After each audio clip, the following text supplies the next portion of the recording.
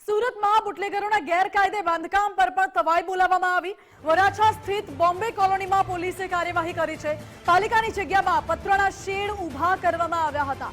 ગેરકાયદે દબાણો પર તંત્રનું બુલડોઝર ફરી વળ્યું છે। મહેન્દ્ર ઉર્ફે ગુલ્લુ નામના બુટલેગરને ત્યાં તવાઈ બોલાવવામાં આવી છે। 100 જેટલા ગેરકાયદે પત્રના શેડનું ડિમોલિશન કરવાની કાર્યવાહી શરૂ કરાઈ।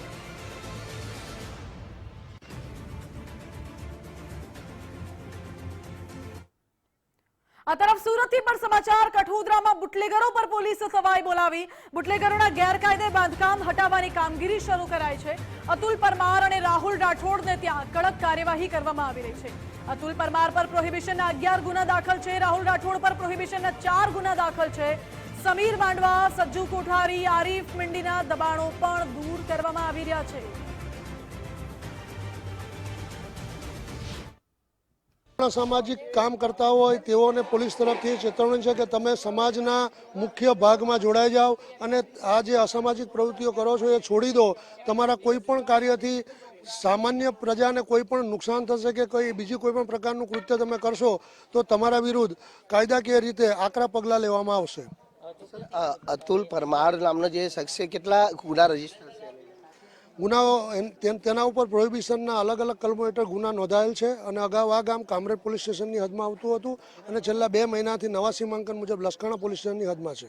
તે આજે પ્રોહી બુટલેગર છે એને પોતાના મકાનની બાજુમાં સરકારી જગ્યામાં એક શેડ ઊભો કરેલ છે અને એ શેડ તોડવાની કામગીરી એસએમસીના અધિકારી કર્મચારીઓની હાજરીમાં સંકલન કરી અને કરવામાં આવી રહી છે। એ અંગેની પણ તપાસ ચાલુ છે અને એ સાથે જીઈબીના પણ અધિકારીઓ છે ડીજીવીસીએલના, એ પ્રકારનું જો પણ મળી આવશે તો એ પણ કાર્યવાહી કરવામાં આવશે।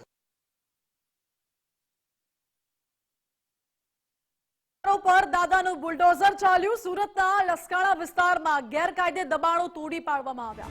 બુટલેગર રાહુલ રાઠોડે કરેલા દબાણને તોડી પાડવામાં આવ્યા। કઠોદરા ગામમાં ઉભા કરાયા હતા પત્રના શેડ। કાર્યવાહી બાદ કેટલાક ગુનેગારો શહેરમાંથી ફરાર થઈ ચૂક્યા છે।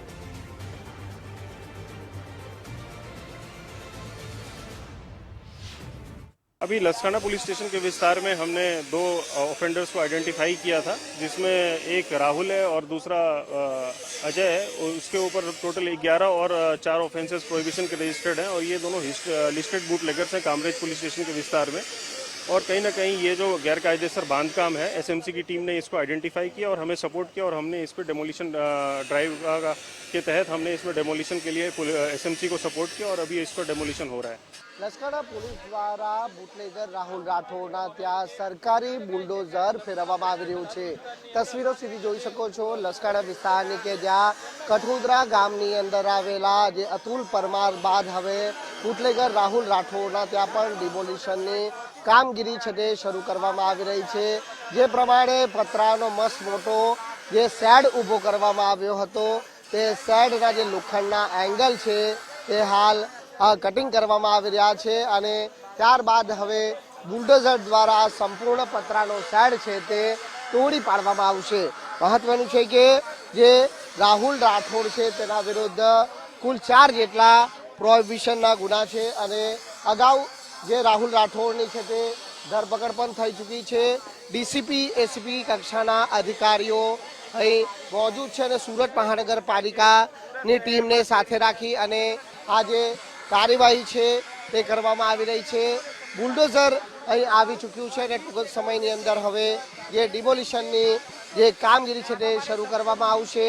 આ સુરત પોલીસ તરફથી છેલ્લા 4 દિવસથી જે આ કાર્યવાહી છે તે કરવામાં આવી રહી છે, જેમાં હમણાં સુધી તો અસામાજિક તત્વો અને માથાભારે ઈસમો સામે જે કાર્યવાહી છે તે કરવામાં આવી રહી હતી, ત્યારે હવે જે પોલીસ અને દાદાનું જે બુલડોઝર છે તે હવે બુટલેગરો ઉપર હાલ ફરી રહ્યું છે।